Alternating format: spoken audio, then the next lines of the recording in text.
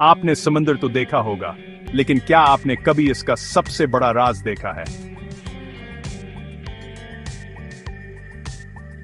मेरे साथ रहें जब हम समंदरी कछुओं के घोंसले बनाने का जादू दरियाफ्त करेंगे। हर साल हजारों सारों समंदरी कछुए इसी साहिल पर वापस आते हैं जहां वो पैदा हुए थे। अंधेरे की आड़ में एक कछुए की मां अपने भारी जिस्म को साहिल पर घसीटती है, एक बेहतरीन जगह की तलाश में।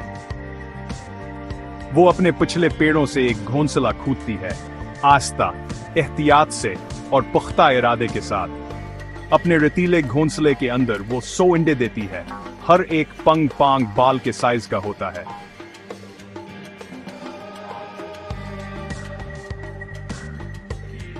जब वो फारिग हो जाती है तो वो उन्हें आहिस्ता से ढांप देती है, भूखे शिकारियों से उनकी जगह छिपा देती है।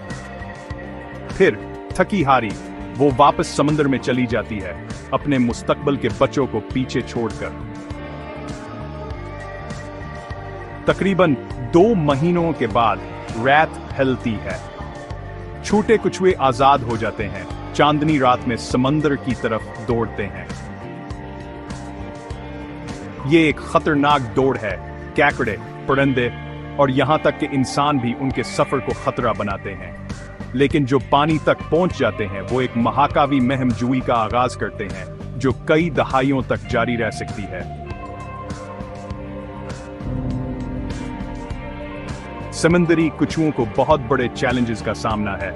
आलूदगी, प्लास्टिक और मौसमियाती तब्दीली सब उनकी बका को खतरा बनाते हैं। लेकिन हर घोंसला उम्मीद है।